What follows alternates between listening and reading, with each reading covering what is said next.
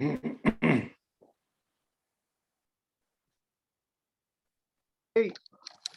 good night for you all, and welcome again to Jetsumna Tenzin Palmo. We'll start directly our sixth interview with her. First, congratulations for the translation and publication of your book, Jetsumna, Hermitage in the Snow, in Hindi. A book that warms my heart. I bought this book in a bookstore in Paris in the year 2000, 22 years before. And I went through it and put it in my library, which contained more than 20,000 volumes, especially in the field of religions and on Buddhism. And when my professor, Jagveen, spoke to me about Jetsunma for the first time, I said to myself, I know the story of this lady. And I started to search in my library until I found again this book. It was my first contact with Jetsunna, Tenzin Palmo. And that is why this nice book has a special place in my heart. And I choose most of my questions by quoting it. In the end, nothing is by chance in life. And I took all this time to arrive at her encounter. And this link between us, I feel it evolving more and more. And I am very happy about it. Today, we are going to finish our quotations from this beautiful book, to start with another one from Jetsunna, entitled Daily Life as a Meditative Practice. This is the French translation of this book. When I saw the second book for the first time, I was just thinking, but in the end, if our daily life is not a kind of sadhana and a meditative practice, our meditation will always remain an incomplete practice. And that is this book which comes to confirm my thought. His reading was not only a great pleasure for me, but also and above all, a deep dialogue with Jetsunna.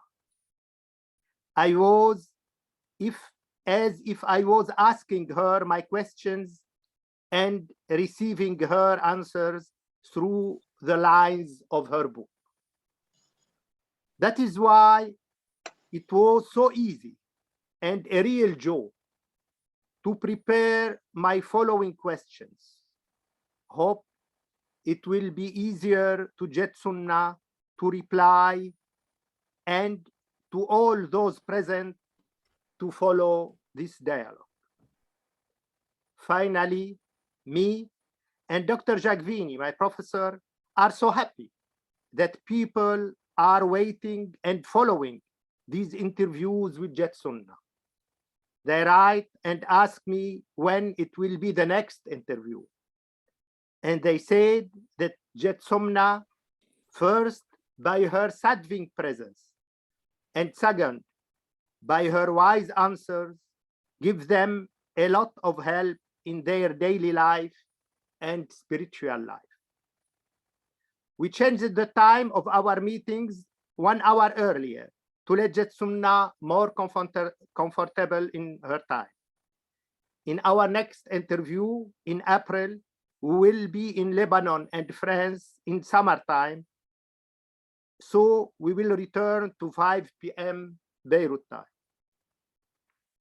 Jetsumna will come again. And before starting our questions, the Buddhist word lost from a few days, a great master, Thich Nhat Hanh. One master, Vietnamese master, you quoted him so many times in your books. Can you say anything about him in this?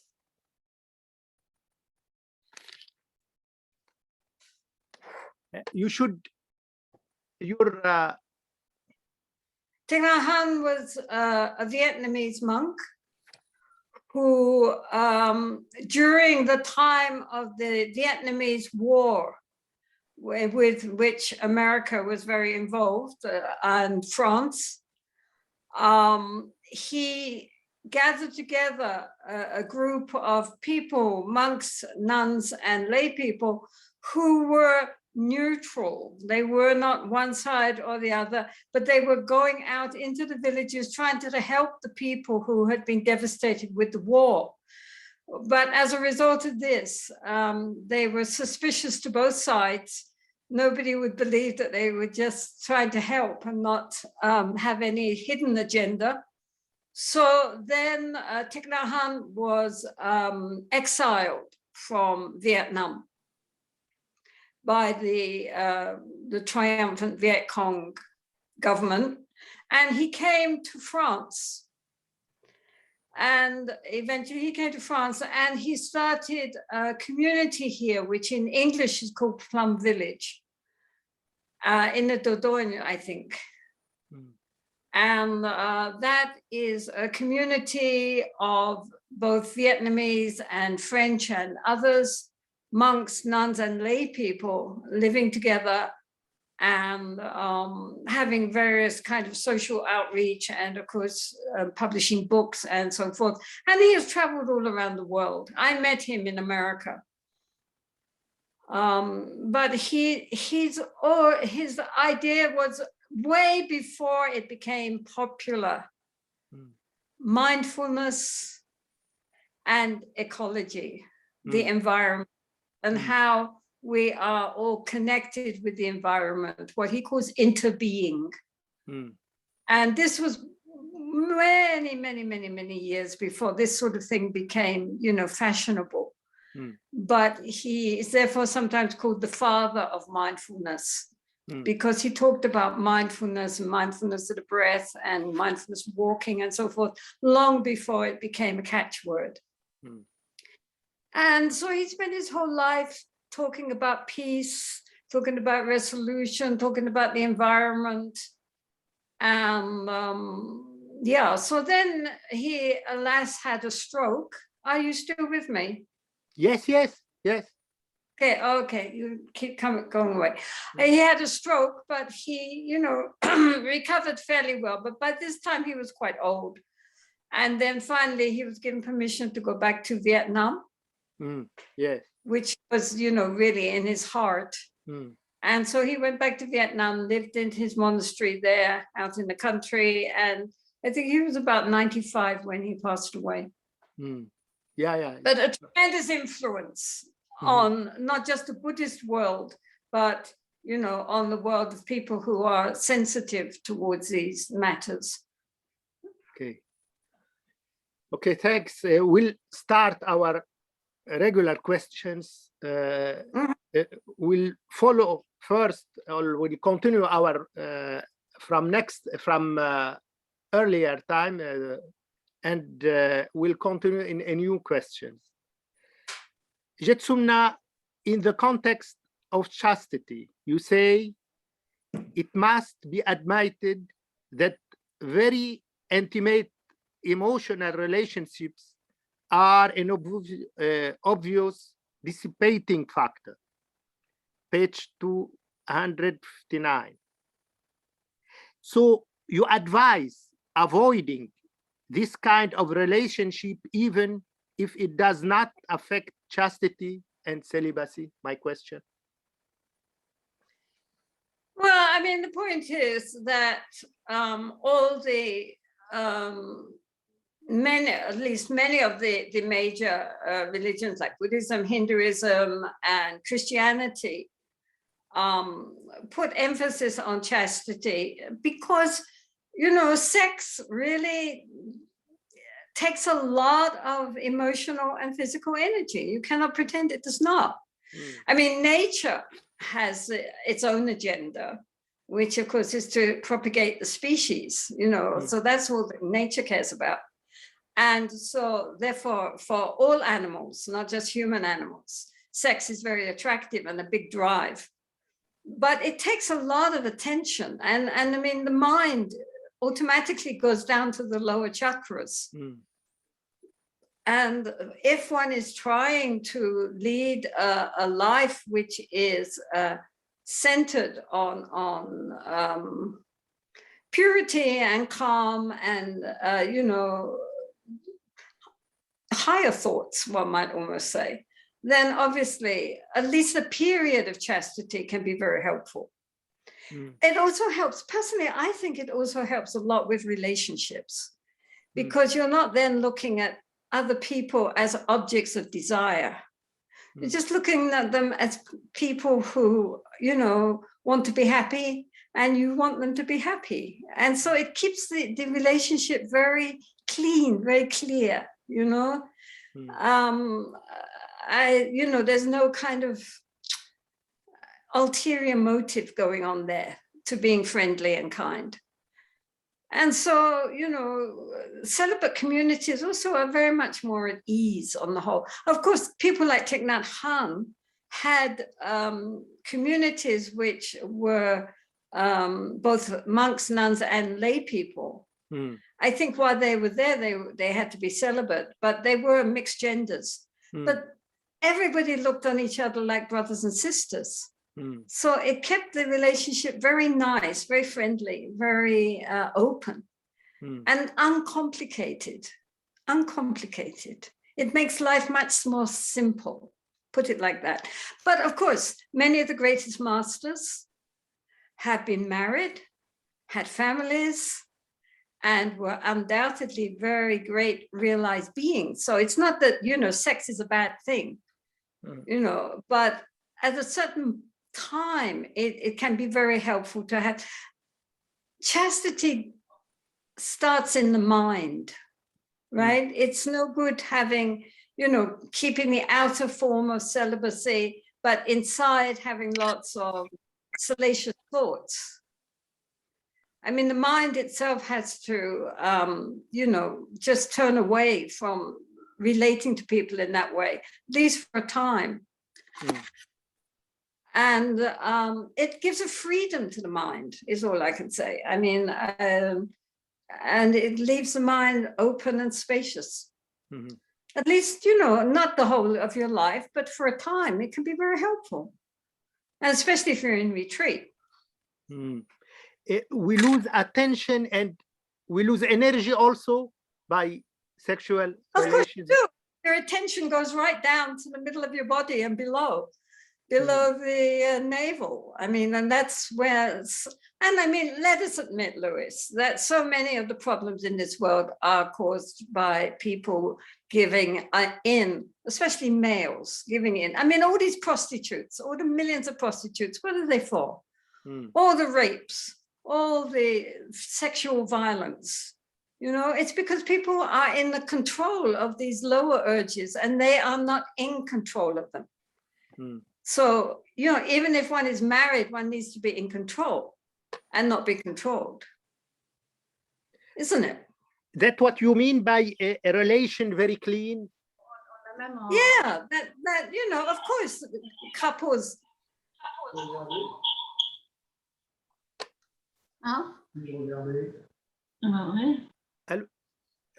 Jetsumna, are you? Yes. You can continue, yes. Yeah, okay. I mean, of course, couples are together and they have sex, which is an important part of their relationship. But it shouldn't dominate the relationship. It should be an expression of love and caring and not purely, you know, lust. I mean, so many people mistake lust for love, but it's not at all the same thing.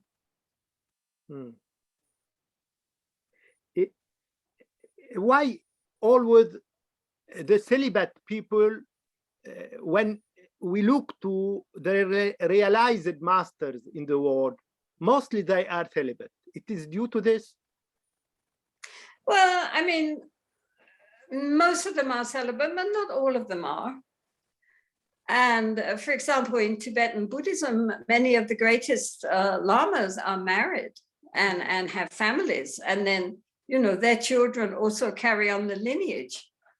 So it's not that it's a sine qua non that, you know, if you're not celibate, then you're not spiritual. That's nonsense. Yeah, yeah. But who is in control? That's the question. Okay, Jetsunna, about anger, you say anger is anger, and we use it to justify negative emotions. We all have this huge reserve of anger in us, and every time we use it, it only adds fuel to the fire. Page 252. My question: most of the time we can't control our anger because of this huge reserve. So how can we gradually reduce it? By getting angry, are we increasing this huge? And what about what we call a righteous anger, or anger for a just cause? Well, you know, I mean, come on, Lwiis, this is a huge subject, right? We could talk about this for hours and hours. Yes. I mean, write books this thick just on how to overcome anger. Of course, right? of course. I mean, Because like it is, 2 minutes. it's a main problem. Yes, yes. But, you know, much of Buddha Dharma, much of Buddhism is about how to deal with our negative emotions, and especially with anger. I mean, this is something which, so there are many approaches, many different ways, but basically, first we have to recognize that anger is there, right? We have to recognize it and we have to accept it. Right now, I'm angry, right? Not pretend it's not there. It's there. Right now, something's upset me, annoyed me, I'm angry, right? Then, rather than giving into that feeling, I'm right to be angry. You know, this is fair enough. I should be angry. And that only creates more problems and creates more anger coming back. So everybody's in a big fight and angry and upset. And then, you know, everybody's making really bad karma because they're saying bad things and doing bad things, shouting at each other, maybe aggressive physically. Instead of that, we can say, okay, I'm angry. Now, this is a good opportunity to practice patient forbearance, right? We cannot practice this very important quality of forbearance if we do not have anything which makes us angry. So instead of being annoyed with the person that's upset us, we should be grateful because they are helping us to cultivate this very important quality of patience, right? And you know, honestly and truthfully, righteous anger is usually simply an excuse for giving passage to our anger. We can always find something to be angry about righteously, right? There's endless wrongs in the world, and we can always find something to be upset about. So it's just a conduit for the anger which is already in our heart. And the problem there is that if we approach the problem with anger, then what we are saying is, I'm right, you're wrong, right? So there's no dialogue, there's no, it just causes conflict, as we all know, and it causes aggression. And it brings up anger in other people, right? If we are angry, even if we are right or wrong, who knows? But it just creates more anger. It becomes a cycle. So therefore, honestly, it's better to deal with injustice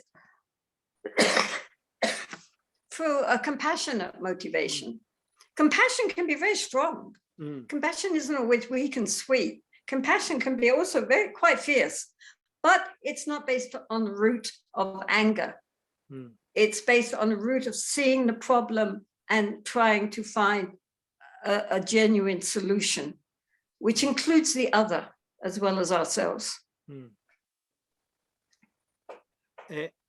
Jetsumna, but how to reduce this huge of anger inside us? Look at it. Bring it up. Say, hello, anger. What's your problem? Why are you angry? Because some people, anything just ignites it. You know, other people, really, it takes a lot for them to get upset, but some people are upset by anything. And the reason is because of the anger inside ourselves. Often people are angry with others because in their hearts, they're angry with themselves. They're not at peace. If we are at peace with ourselves, if we're friends with ourselves, if we're at ease with ourselves, it takes a lot to make us upset with other people.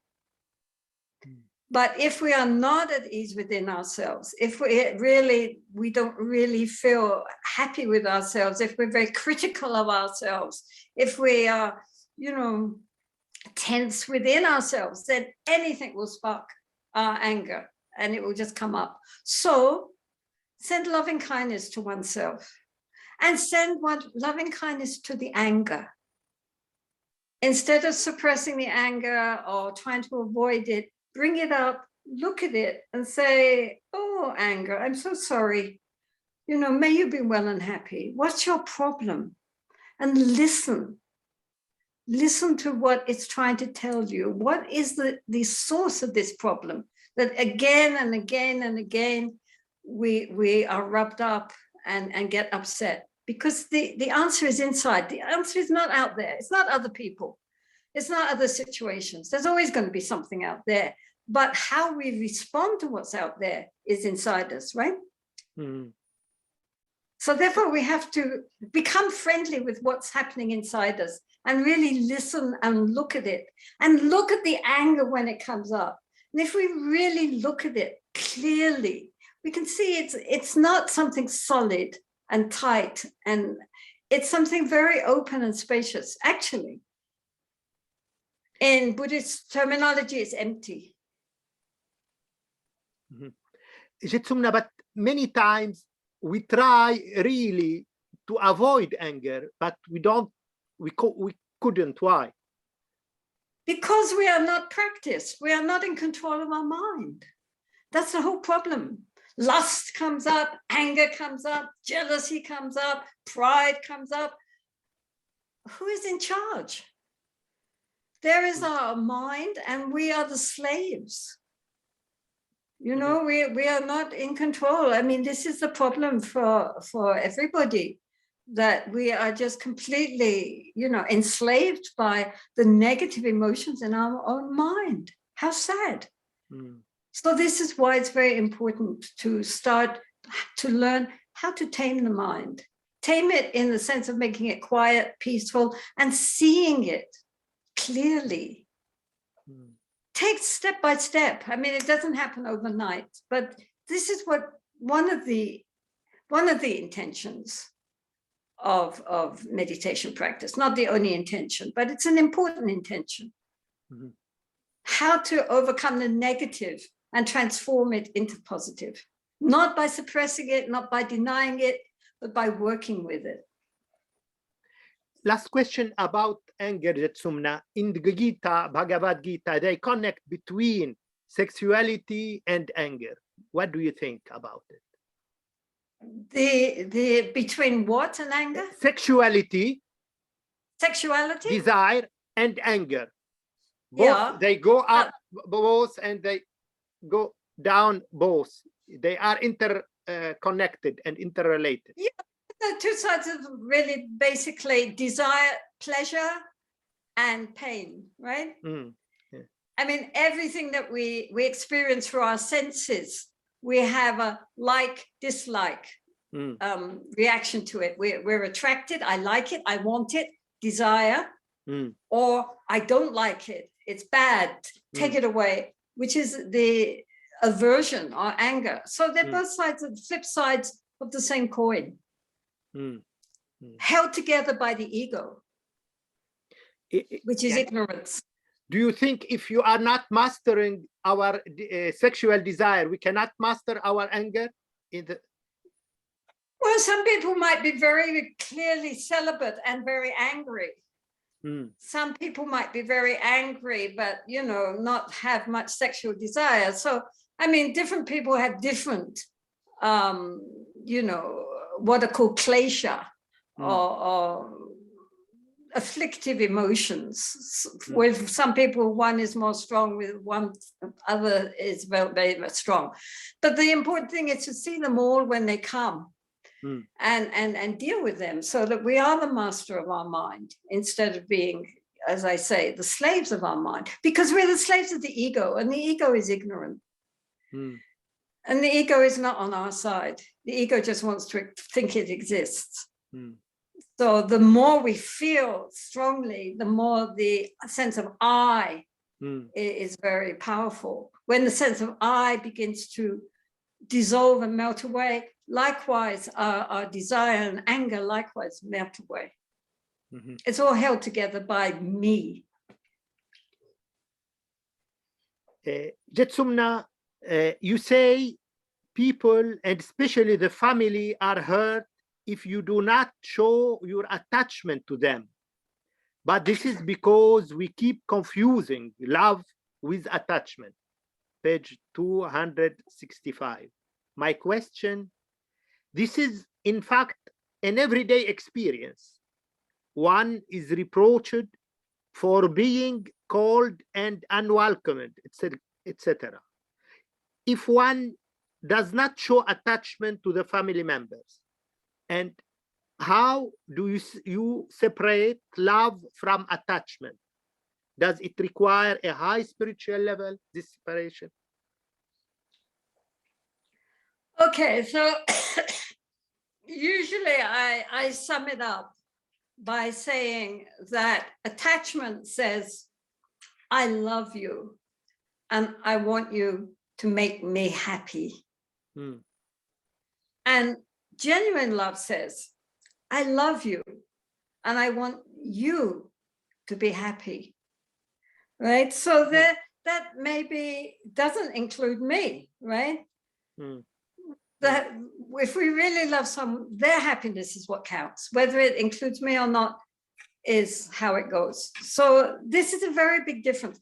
Attachment grasps and clings, right? It wants to hold on and make that person mine, right? Whether it's your partner, your children, or whoever, they're mine. I own them because I love them. But that's not real love. That's just attachment. But being non-attached, so to say, which is very difficult within the family, but it doesn't mean that we're cold and distant, because again, you know, we have to have loving kindness and compassion, affection, caring, all these things. Of course, it's very, very important. You know, loving kindness is very, very important for, you know, all beings, but especially your family. But it's not a clinging, right? It's not grasping. It's not wanting people to be what you want them to be, allowing them to be who they are. This is the difference. You know, we hold them very, very lightly, gently, you know, like a small day-old chicken, very, very gently, right? If you go like this with a little chicken, it's fine. But if we go, oh, you're my chicken, and then no chicken, you know? So this is what happens with people's relationships. They try to grasp and own the other, and then that causes our love for others should not be sticky, right? It should be non-stick, like a Teflon frying pan, non-stick, right? It cooks nicely, but it doesn't grasp at anything. So that non-sticking is a spiritual quality, right? That we're not grasping. The Buddha himself said that it was a grasping, clinging mind which caused suffering. And this is very true because, you know, we want to hold on to everything. We think if we hold on to things that will make us secure, but actually that is very insecure because for sure we're going to lose. You know, all meetings end in partings. And, you know, the more tightly we hold, the more pain it is. The more gently we hold, the more we allow things just to happen. So love and attachment are very different, but nonetheless, the Buddha described love, loving kindness, metta, as like a mother with her only child. So it's not that he's saying don't love, but love in a way which doesn't, you know, isn't clinging. But by this formula, you said, I want you, I love you, and I want you to make me happy. Is it a love or an egoistic attachment? What is? That's egoistic attachment. That's thinking me. I need you because you make me happy. You know, so it's all about me. And therefore you have to do what I want you to do so that you make me happy. But that's not love. Attachment is only a kind of ego. It has not to deal, you know. Obvious. It's not a kind of love, according to you.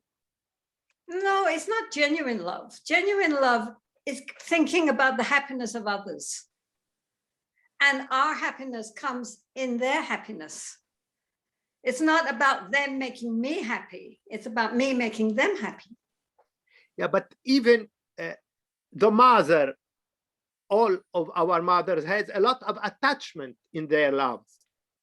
Yes, so then they suffer. But the idea is that the mother loves the child more than her own self. That's the idea. If the child was sick, the mother would rejoice to have that sickness and the child be free of that sickness. That's what the Buddha meant, that kind of selfless love that a mother feels for her child, that the child is more important than her own self. So how to separate in our daily life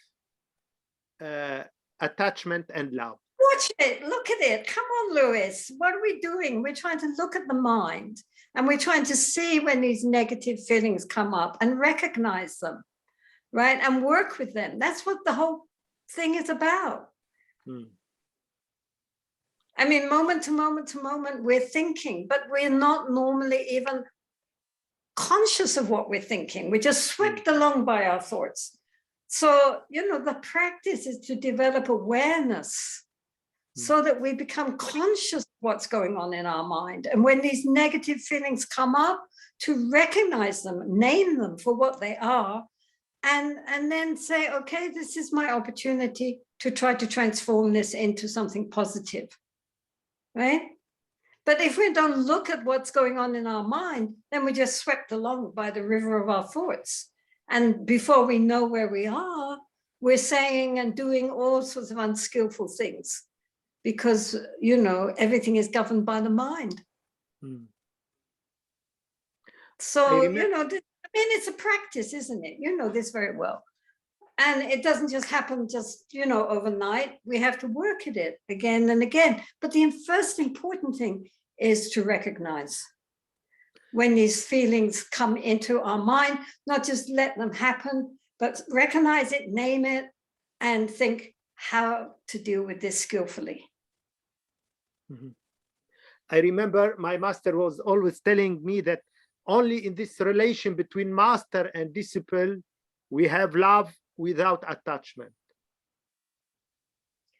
Well, we hope. But again, many students really want the Lama or the Guru to notice them and think that they're something special.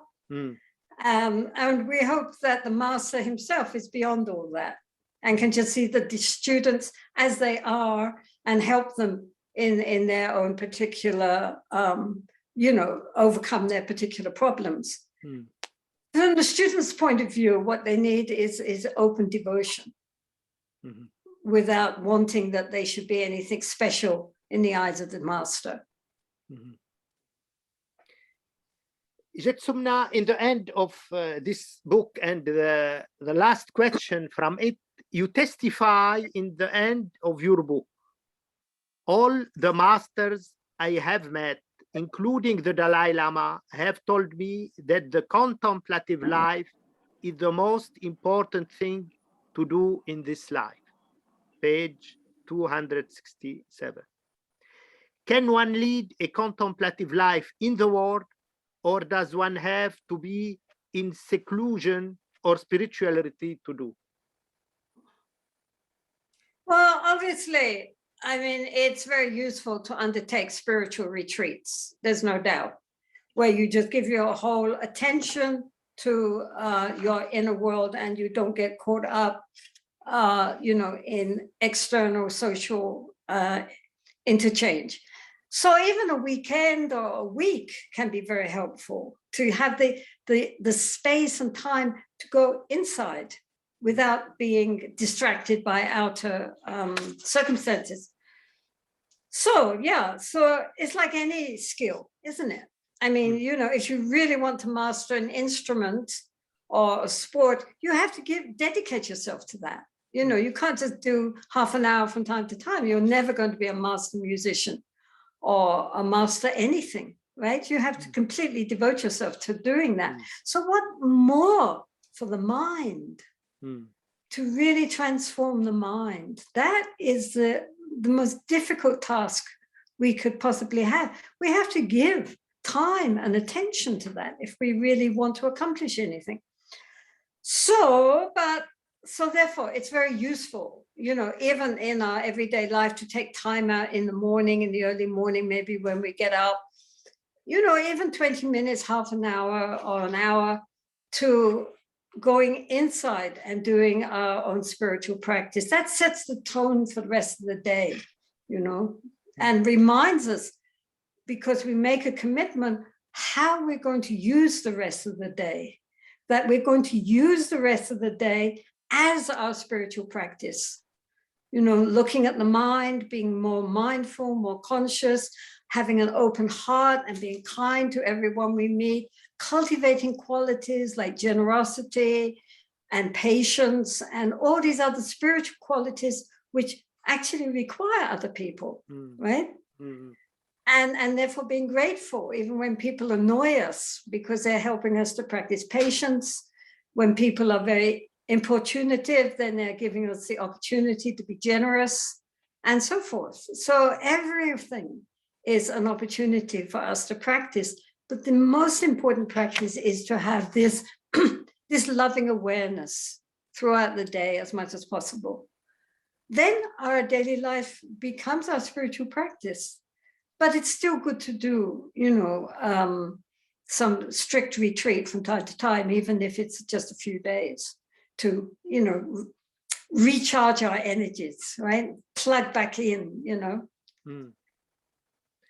Okay, Sumna, we'll start by your second book.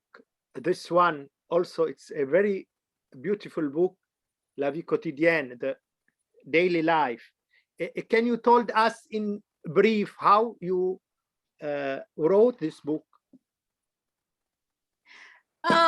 Well, it's like all my books. It's a collection of talks I gave over the years, which were then transcribed and edited and put together. So none of my books have ever been from my sitting down and writing them. Yeah. They're talk and people, they take notes. Well, somebody, it's recorded like now, and then it's transcribed. Then someone sends me the transcription. And because I go blah, blah, blah, blah, blah, blah, blah, blah, blah, which is difficult for reading, then I edit them so that it makes, better reading. And then a professional editor also will edit. And then but you have a very beautiful style. It is so easy and in the same time so deep, and it touched the heart before everything other. Well, thank you, Lwiis. Anyway, yeah, so all these books are just based on talks which I gave over the years in various places. My first question from this book, Jetsunna, you say at page 13, my mother was a spiritualist session where you could see the tables flying around the room. I am very grateful to have grown up in such an environment because thanks to it, I believed in the continuity of consciousness after death from an early age. My question, it is my own question. I have a real problem with my students while I teach Buddhism. If they asked me if there is no Atman according to Buddhism belief, as it is the case in Hinduism, what is it that reincarnates in another life? Here you are talking about the continuity of consciousness after death. Is it not the soul? What is this which is reincarnated? Okay, so according to Buddhism, what is reincarnated is the consciousness. But consciousness is like a river, right? It's not something static and separate, but it's something which moment to moment to moment is changing, right?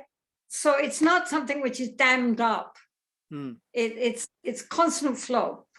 And so from the moment of leaving this life, it then enters into the intermediate state of the next life. So what Buddhism is denying when it talks about an-Atman, no Atman, is the idea of an unchanging, static self that separates us from all other static selves, which are unchanging, right? So it's this sense of the ego, which is not the ultimate reality, obviously, right? So this, in Buddhism, there is the primordial consciousness, the nirvanic consciousness, but this connects us with everything. It's what Thich Nhat Hanh called interbeing. That, you know, that it's therefore often compared. I mean, like, if you think of it, if I met myself in my past life, I wouldn't know who is this person. And in my future life, I will not know who is this, right? It's not me that's going on, right? But it's just this consciousness and the karmic connections.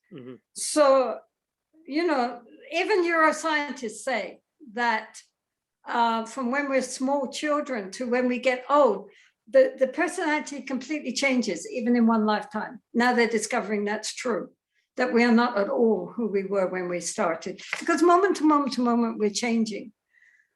But there is nonetheless, of course, this you know, what can we call it? Primordial consciousness behind it all. But that doesn't separate us. That's what connects us. It's our ego which makes us think we're something separate and me behind it all. But if we look for the me, the I, where do we find it? We can't find it. It's like an onion. You keep peeling off layer after layer, each time thinking this is I, but it's not. But at the same time, this primordial consciousness is so close to us, we don't recognize it. I mean, they say it's like the eyelashes. It's too close to the eye, you can't see it. Jetsunna, in the same context, you say in the same book, page 53, it is that I, Tenzin Palmo, will not come back in the next life. Something else will be there, but the stream of consciousness and this energy will be part of it. My question, so it is the ego that dies and does not come back? And what is this something else you talk about it? Well, it's the ego which goes on in a way, insofar as in next lifetime, again, we identify with all the wrong things. This is the problem, Lwiis. We identify, first of all, with our body, right? We think, this is me, right? We look in the mirror and think, this is me. Yeah. You know, if there's a group photo, where am I, right? So this is why also people are afraid of death, because the body dies and they think, I am going to die, right? So our sense of ego is very much involved with the body. So then when the body goes and the consciousness carries on, it takes on another body. They say it's like, you know, this body is like a hotel room, right? We don't own it, right? And then we go into another hotel.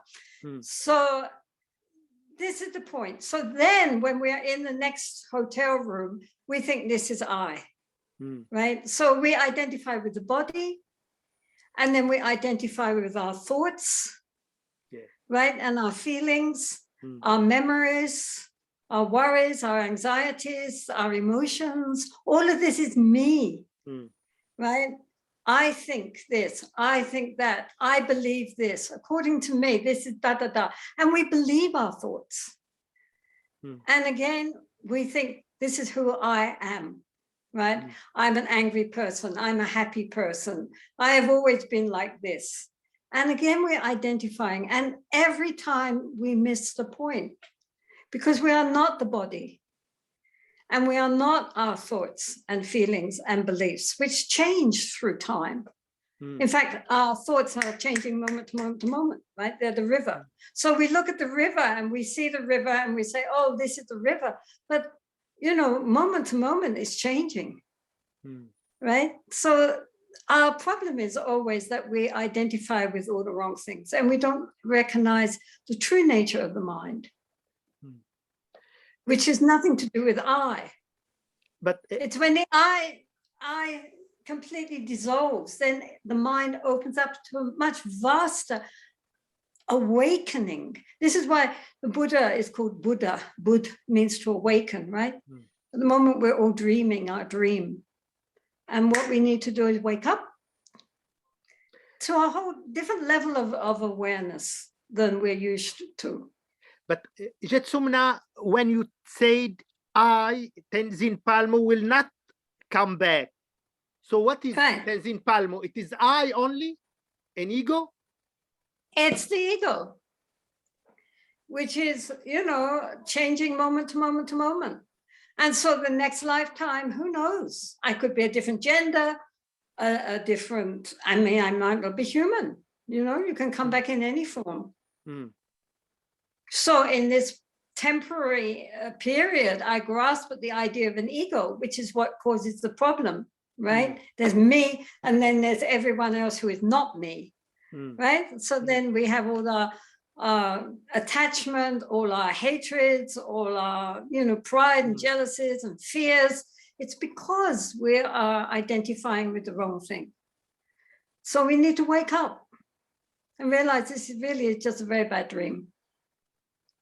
But when we got liberation, we lose this identity of Tenzin Palmo or Lwiis or Jacques. We lose all these identities? No, because I mean, the Buddha himself said, I too use conceptual language. You know, he says, I remember when I was a prince living in the palace, etc. You know, he said, but I am not fooled by it. And that's the difference. We are fooled by it. We think it's true. Whereas if we just recognize its relative truth, it is relatively true, of course, but it's not ultimately true. And what we're trying to discover is what is ultimately true.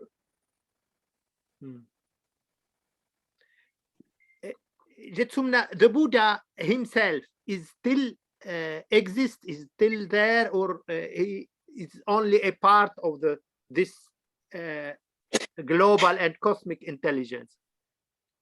I think the nature of the Buddha, the mind of the Buddha is beyond thought, but it would be also all-pervasive intelligence and love.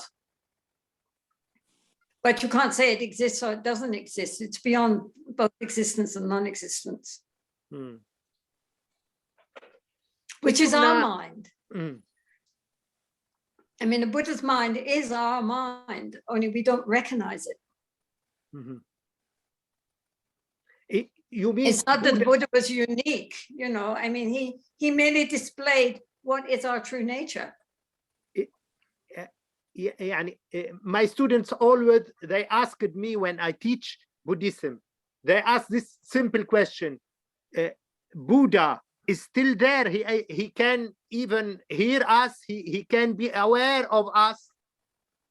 He's not a god.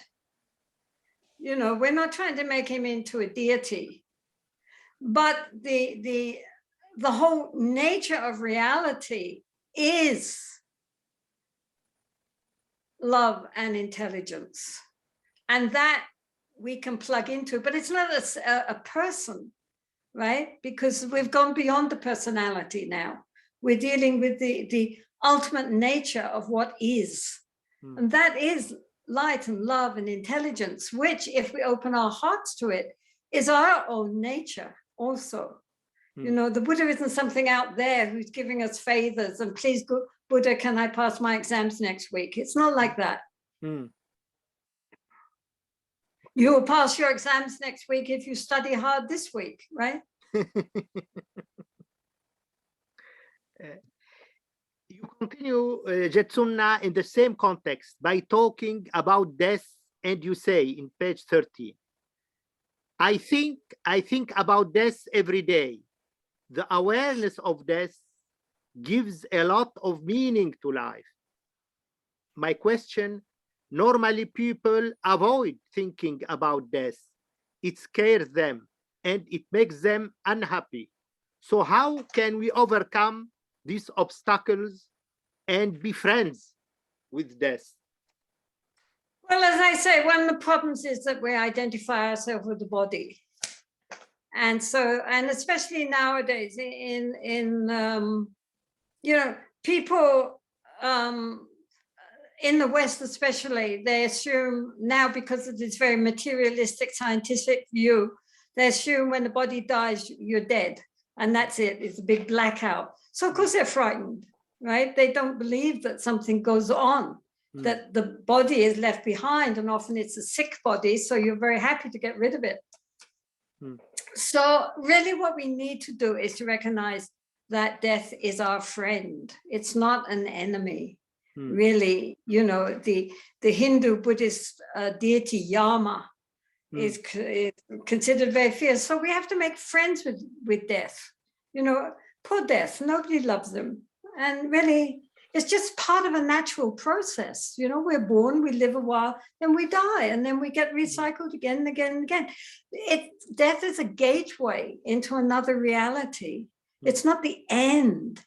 People who have near-death experiences usually report how wonderful it was, how fantastic it was, and how it completely changed their attitude to life when they came back again. That, you know, life had a completely different meaning to what they thought it was before, which was about getting rich and promotion and accumulating things. Now they realize there's something so much more to life, especially about reaching out towards others and helping others and doing something meaningful with their life, right? So they all somehow become more spiritual and much more compassionate.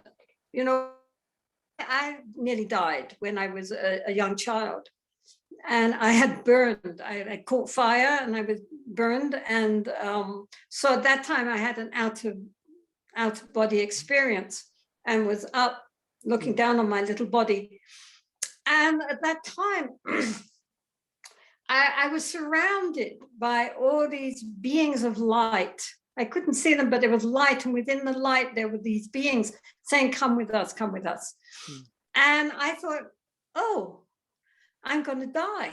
Oh, well, that would be interesting. Let's see how that, I really wanted to go with these beings of light because they were so loving. And I looked down at my little body down there all burned up, and I didn't want to go back into that.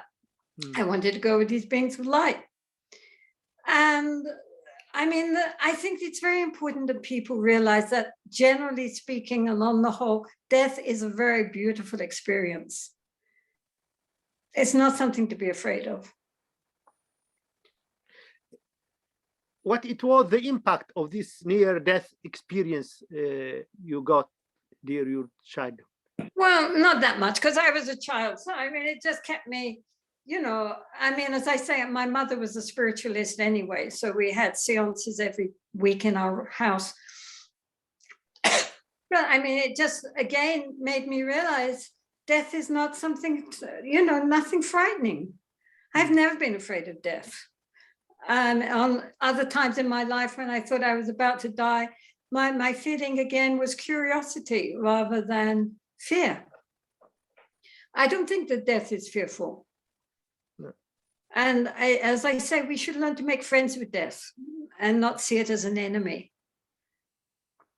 It is hard to tell people about it because for them always death is the most big enemy. They fear, they have fear, they have a lot of Yeah, but I mean, there's no reason for it. That's the point.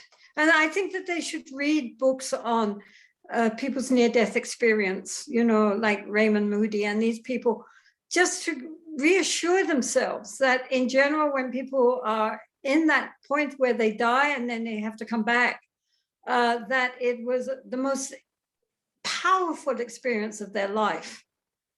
And that it completely transformed their whole attitude to what living is all about, right? It's not just about dying, but about how to live a meaningful, purposeful life, which benefits not just oneself, but benefits others and benefits the whole world.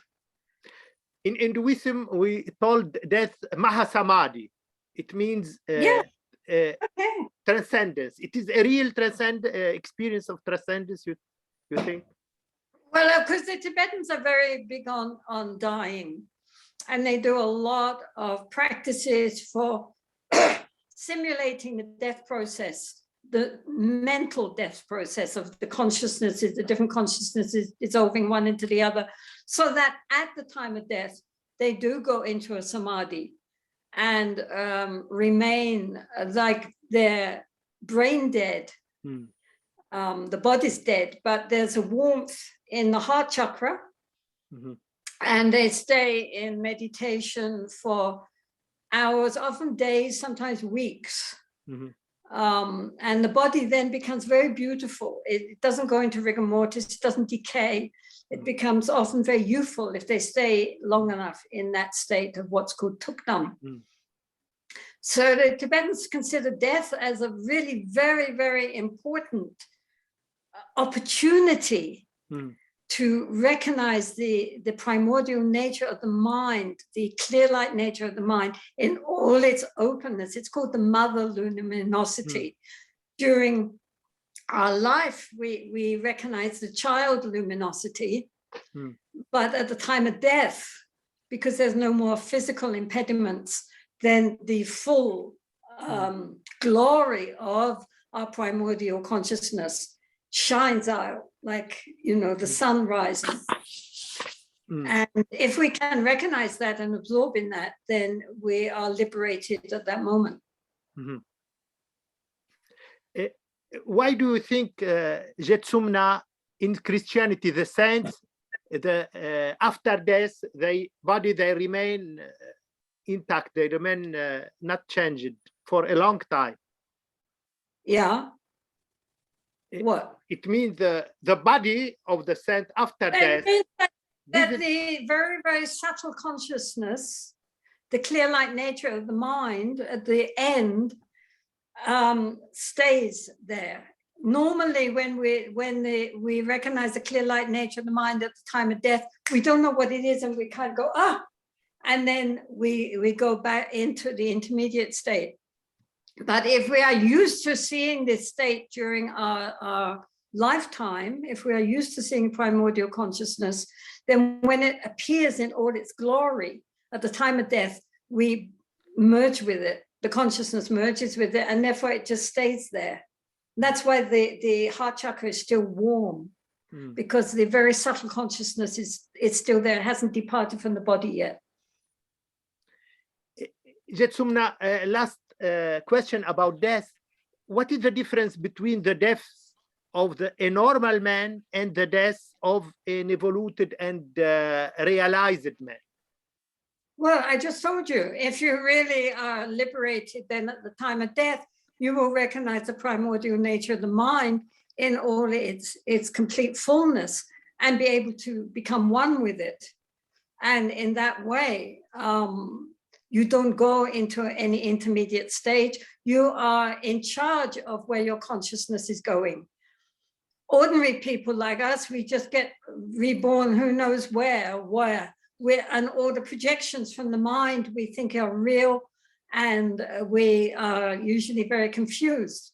But a realized being recognizes this is just a play of the mind, and therefore they're in control. This is why in the Tibetan tradition they have these tulkus, these incarnate lamas. They choose who their family are going to be and where they're going to get reborn. Excuse me, I need some water. Okay.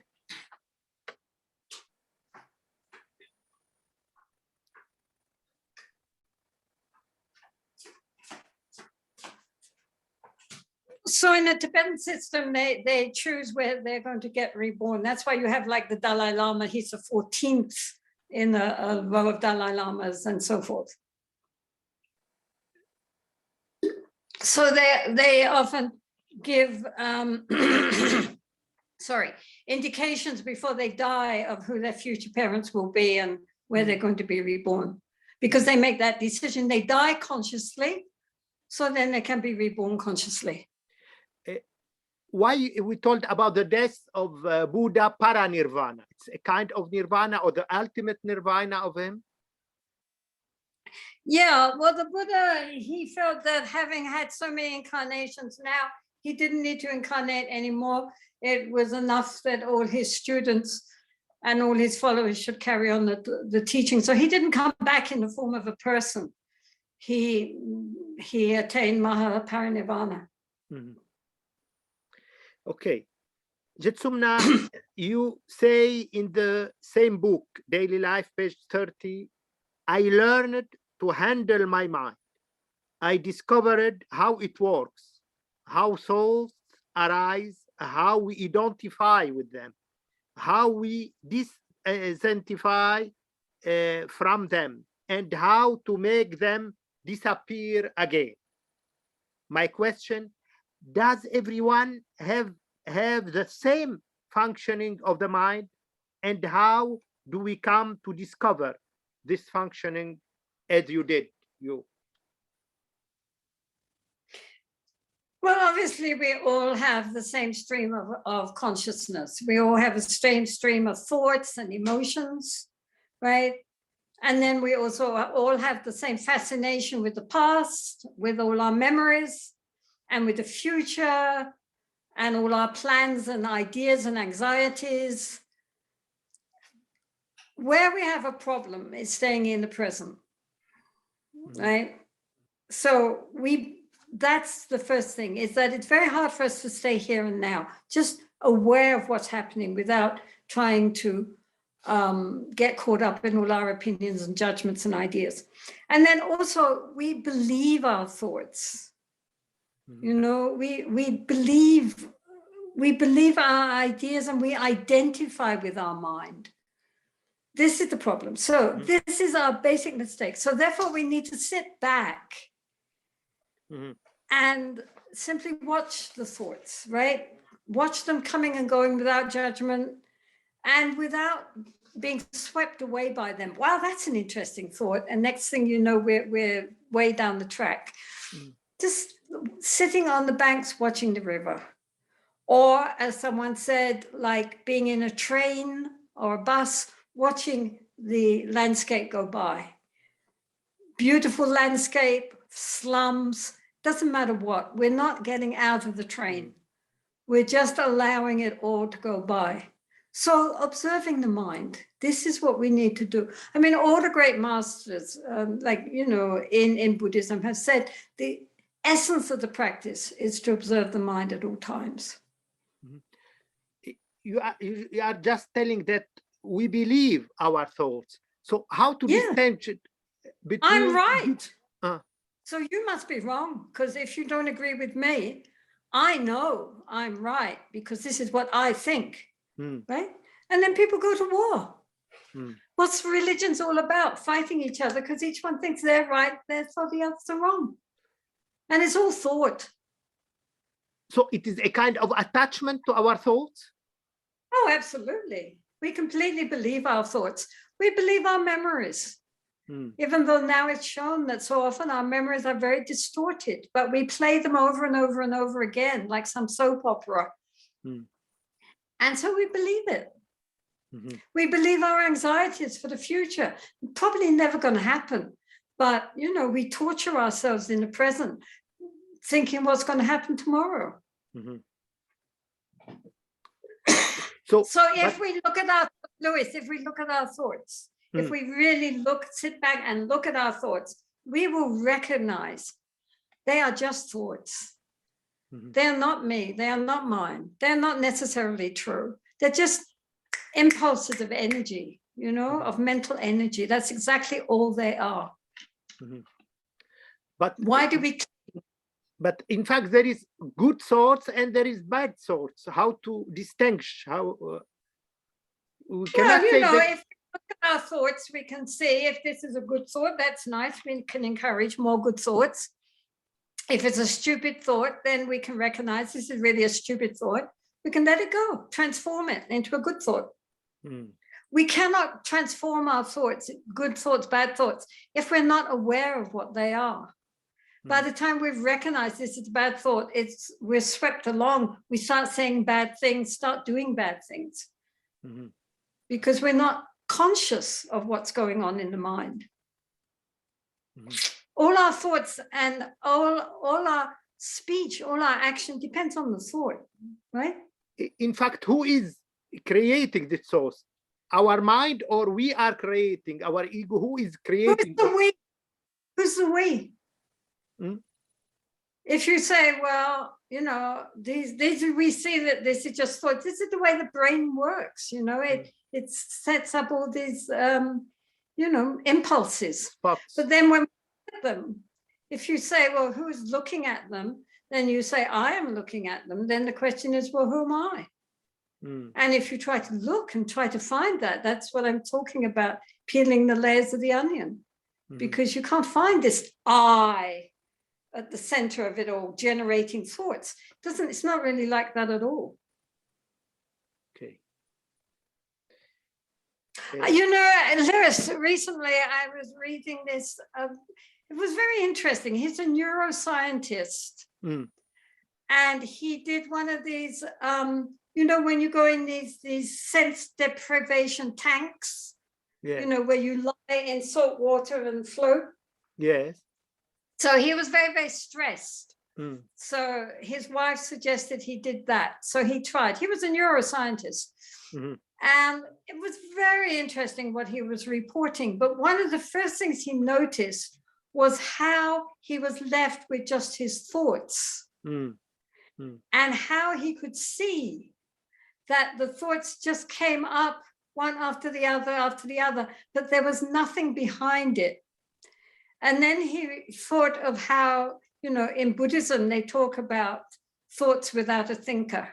And he said that's exactly what it felt like, that the thoughts were coming, but there was nothing behind it that was, you know, like an I there, a self. Who was guiding it. It's just thoughts coming. So, I mean, this is a fact. If we look at the mind, if we really just sit back, don't judge it, just watch the thoughts as they come up, we begin to see how it really is just a play of the mind. Okay. Jetsunna, you talk about your stay in Assisi in Italy, saying page 31, you said Assisi is a wonderful place. It retains a very powerful spirituality that is very similar to what you find in Bodh Gaya. Many people have had profound spiritual experiences there, even people who have come simply as tourists. My question, why do we often have more spiritual experiences in sacred places than in other ordinary places, even in our homes?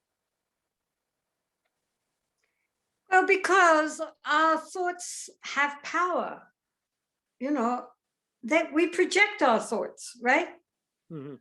And so therefore, places of pilgrimage, like Assisi and Budgaya or Mecca or any of these places, Jerusalem maybe, they absorb these centuries of devotion, right? Mhm. And we can feel this, it's tangible. Thoughts are, we can feel something like that, you know, even if we're in the presence of somebody who has very powerful thoughts, we feel it, you know, it hits us.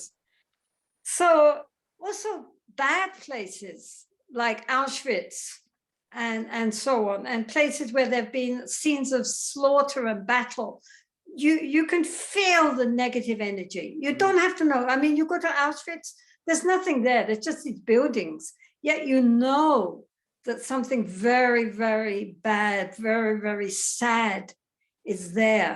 You know, it's just tangible, right? Very negative feelings of sadness and fear and so forth, even though there's nothing to see.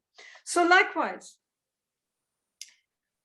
these places that we go to, they react on us at a very deep level, beyond conscious level. That's why people go to these places and they sometimes have really very profound spiritual experience. We're not expecting it. They're just tourists, you know, Yeah. but it just, you know, somehow they're open, maybe because of the beauty. And they, you know, they to their own surprise, you know, really experience something very profound, very deep, beyond conscious mind. And yeah, so it's like that, you know, you can feel it. Okay. That's why people go on pilgrimage. Yeah. Yeah. To connect with energy, you know? Yeah.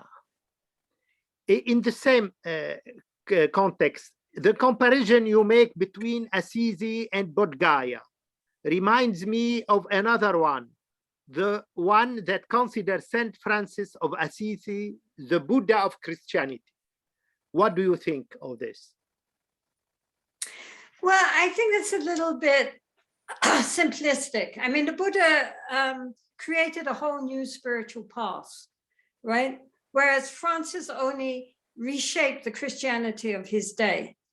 So it's a little bit different. I mean, their impact was really very, very different. Yeah, but they compare a life, Jetsumna. Both was from a rich family. Yeah, both were renunciates. Yes.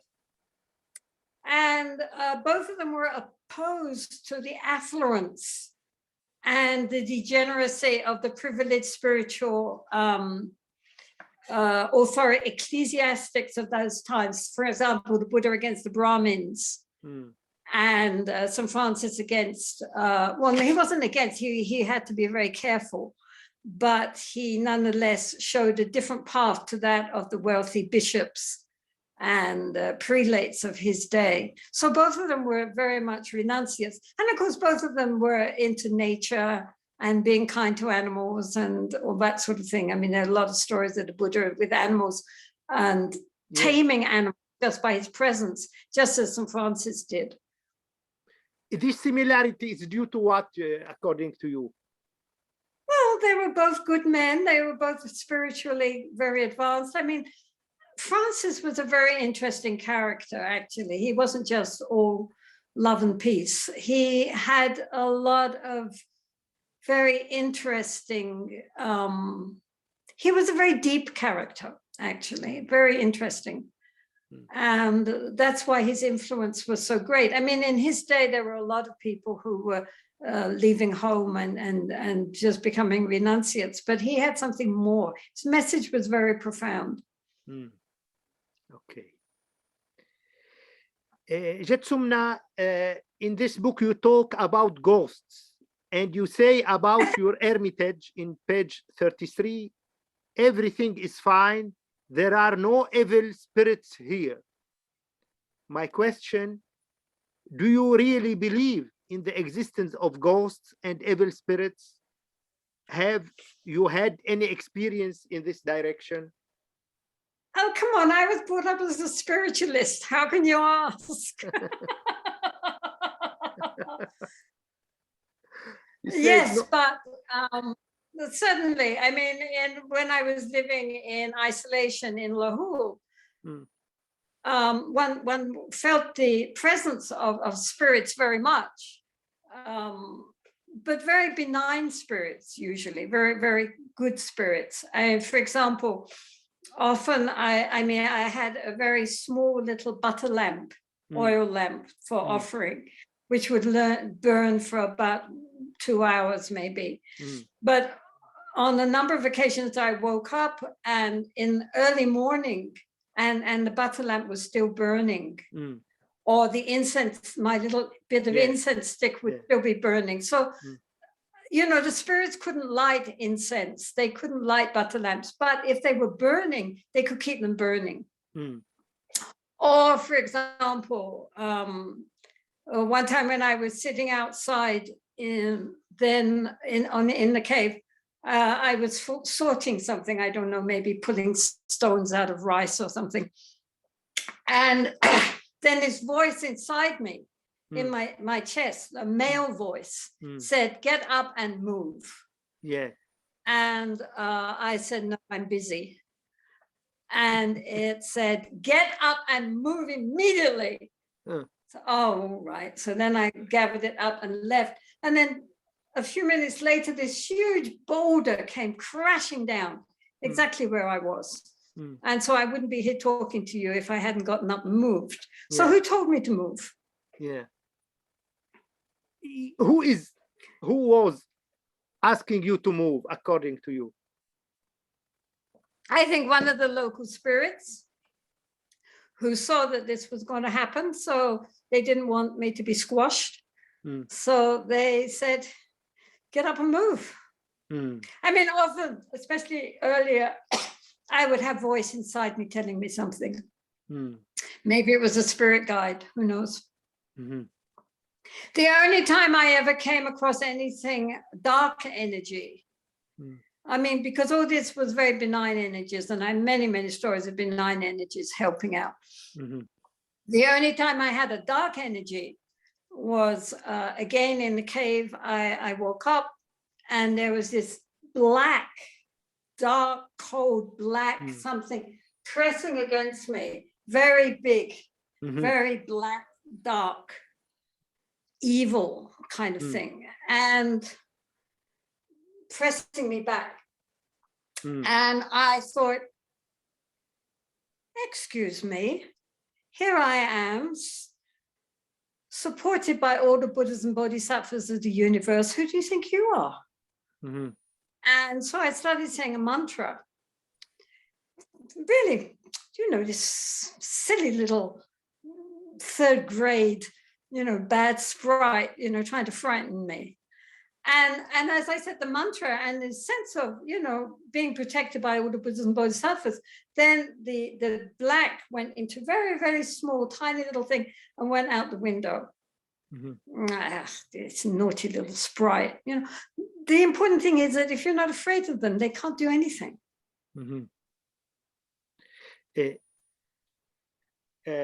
Sumna, you say in another topic, we have to learn to relax, to give our mind space. If you are tense from the beginning, the more you practice, the more tense you will be. My question, so relaxation is more important than the practice itself? Well, the practice is to relax. It's not more important, it is the practice to relax the body, you know, sit nicely, but relax, but especially to relax the mind.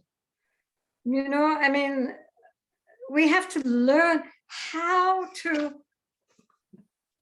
relax the mind, not try to force the mind into being something it isn't, just to relax the mind and to cultivate the awareness. It's compared to like an eagle, you know, floating in the sky. The eagle is floating, kept up by the current. It's not making any effort, right?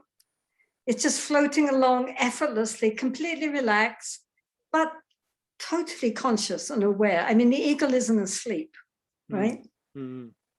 The eagle is very, very, very focused, Yeah. but completely relaxed. Mm. That's how our mind should be. Mhm. Yeah. So we're not trying to become anything. We're trying to just be extremely natural and allow the mind to be as it is, but with this complete, open, spacious awareness. Mhm. Okay. Not tightly focusing and concentrating, not like that. Mm.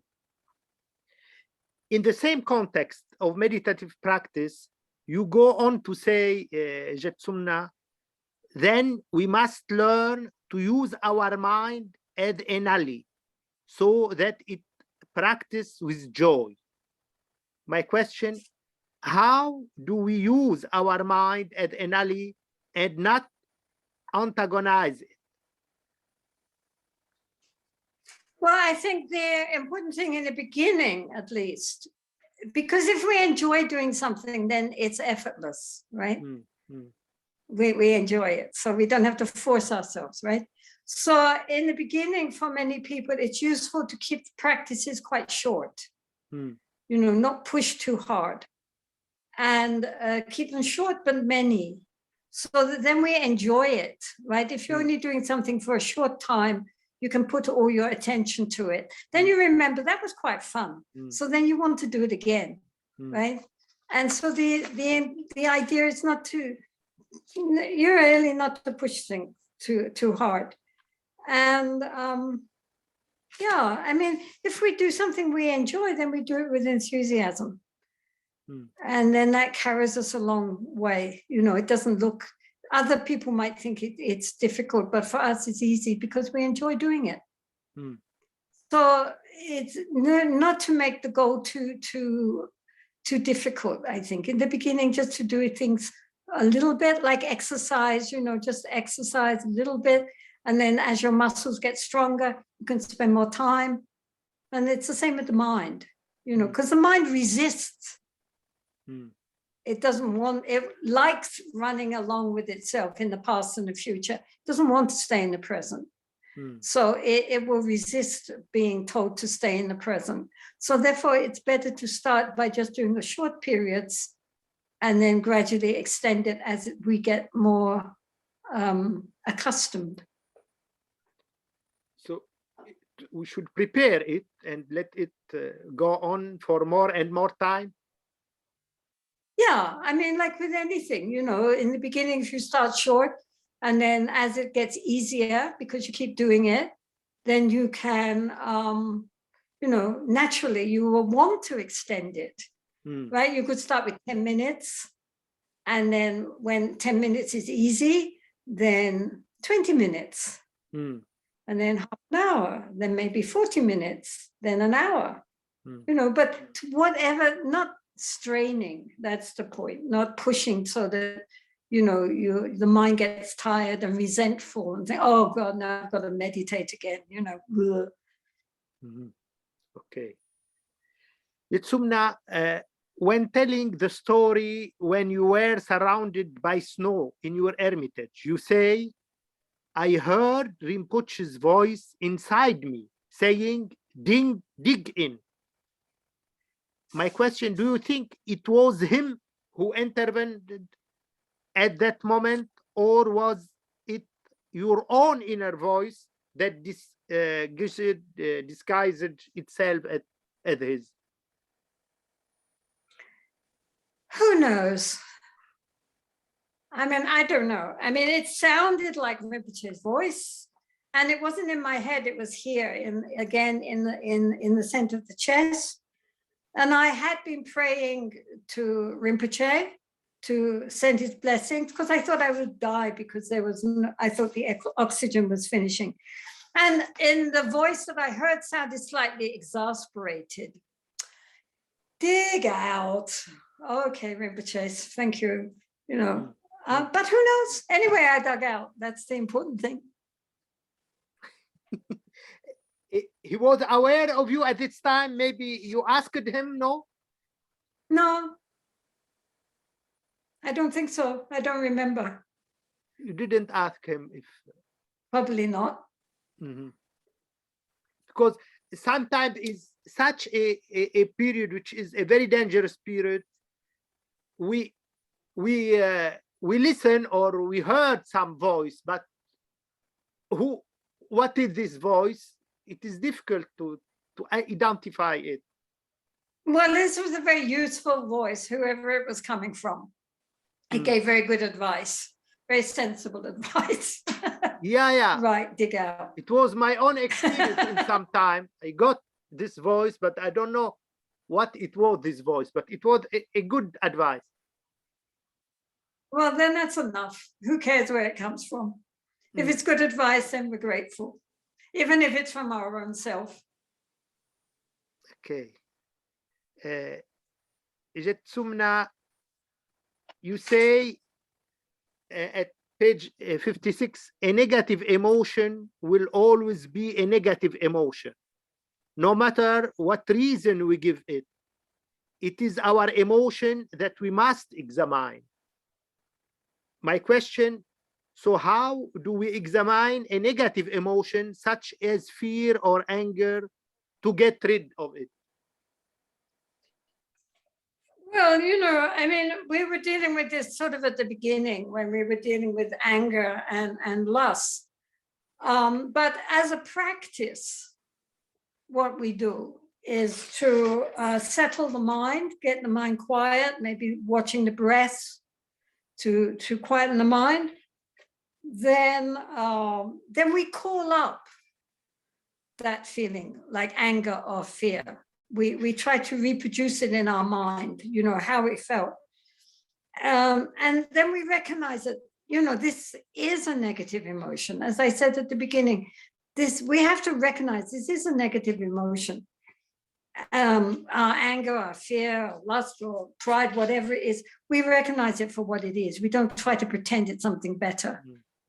This is anger, actually, Then we look at it and we ask it what it wants. Rather than trying to get rid of it or suppressing it or avoiding it or denying it, we befriend it. We try to understand, we try to start a friendly dialogue and give it loving kindness and compassion, right? We listen to what this emotion is trying to tell us, because there's a reason for this emotion there, so what is it? Normally we try to deny it or we act it out. We don't just quietly listen with friendliness, like somebody who, it has problems.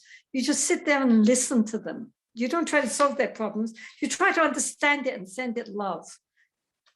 If we can look into the feeling itself and recognize it's not something solid, it's not something self-existent, really it's very open and spacious, and it's essentially empty in its nature. Why are we solidifying it? So in this way, gradually, it begins to crumble. It begins to open up and ceases to be something hard and tight and self-existent. It's not self-existent. And we have to befriend it and have compassion and listen, what is the problem here? And allow it to speak. Okay. My last question, for the first time, we can ask all the questions. You say in page 67, we rarely compare ourselves to the vast blue sky of naked consciousness.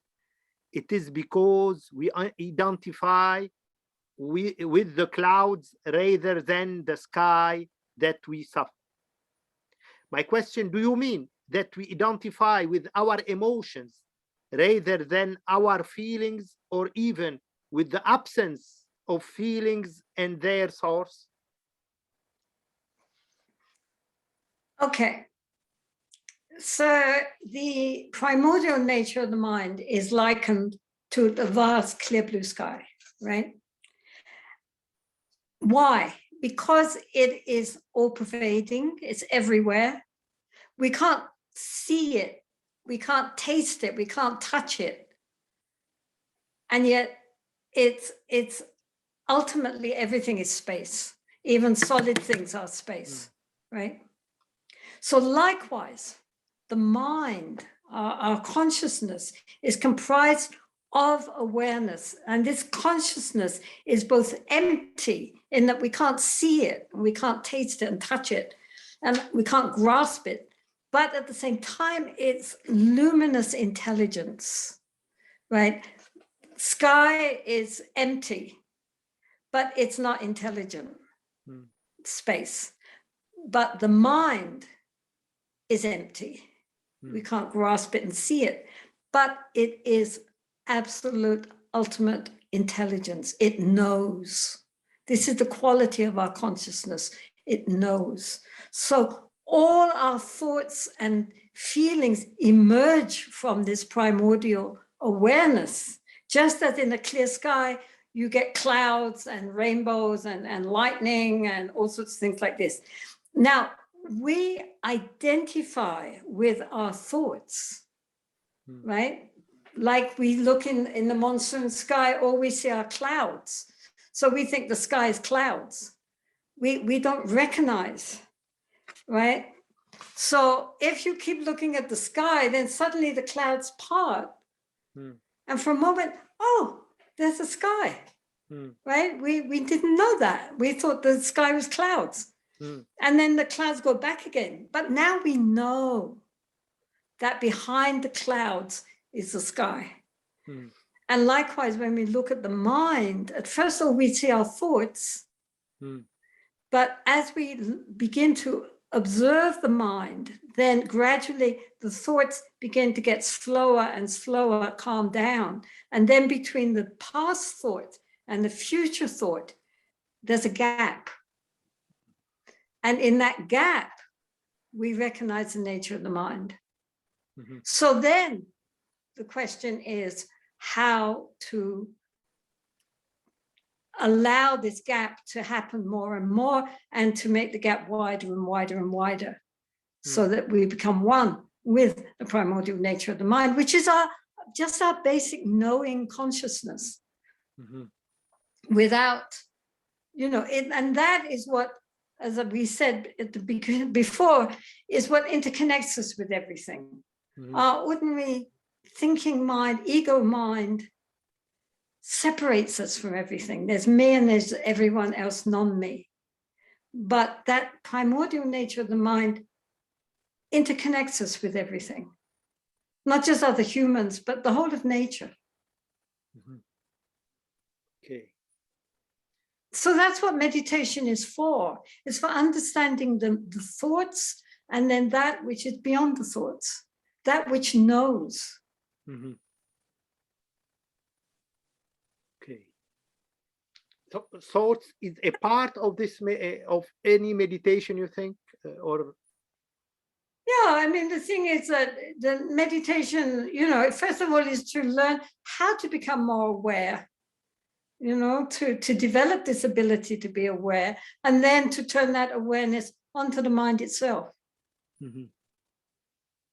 Okay. Jetsumna, for the first time, we could ask all our questions, and it was really a very easy interview. He was very energetic and also always smiling. It was really a happy moment and very also deep moment. 1 hour and a half just strictly and without any technical problems also for the first time. Everything was good. It was a perfect interview. No technical problems, no, not anything. We thanks you a lot. We would maybe ask more, but it is enough for you. 1 hour and a half, just 1 hour and a half. It is a very beautiful moment, really, because we feel that this connection are more and more deep, and people are more and more people there. For the moment today, it was really a high number of attendance. So every time and in every interview people, more number of people are attending and more interested on you. We will translate this. Dr. Jacqueline will translate in next Tuesday for people. Pour les Français, là, je vais passer. Donc, pour les francophones, Dr. Jacqueline, comme d'habitude, mardi prochain, va traduire en français l'intégrité donc de cette interview à 6h30 mardi prochain. We wish to meet you in next April, I think, after 2 months, and it is always a very enriching and very beautiful moment to spend with you and to take from your knowledge. Thanks a lot. And thank you, Lwiis, for your questions and for setting this up. And we hope it is of some benefit to somebody. Thank you, my dear. Thank you. Thanks for you. Voilà donc notre interview est vers sa fin. لقاؤنا مع جتسمنا انتهى. Docteur Jacqueline, est-ce que vous êtes toujours là? Alors, tu es où maintenant? Tu as changé de place?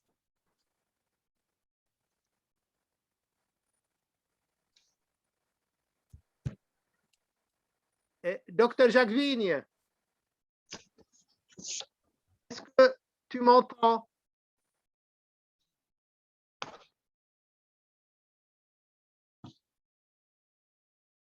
Alors, Geneviève, comment ça a été? Magnifique. Pour une fois, on a pu poser toutes les questions. Oui. Et elle était vraiment très cool cette fois. Oui, très agréable. Ouais. Je crois que Jacques a dû quitter maintenant un peu plus tôt. Oui, c'est ce qu'il m'a dit. Voilà. Mais j'étais en train de voir. De toute façon, on a bien annoncé que Jacques va organiser, comme d'habitude, le mardi prochain, donc une traduction complète de cette interview en français. À 17h30. Hein? 17h30. Normalement, c'est 17h, oui, c'est-à-dire 17h30 heure de Paris. Voilà, pour 17h30, nous, en France, voilà. Et de toute façon, on a même le lundi une interview avec lui à 17h30, lundi, c'est-à-dire avant. Alors voilà, le docteur Jacqueline, il est toujours là. Voilà. Alors, est-ce que tu peux nous parler, Jacques? Tu peux parler?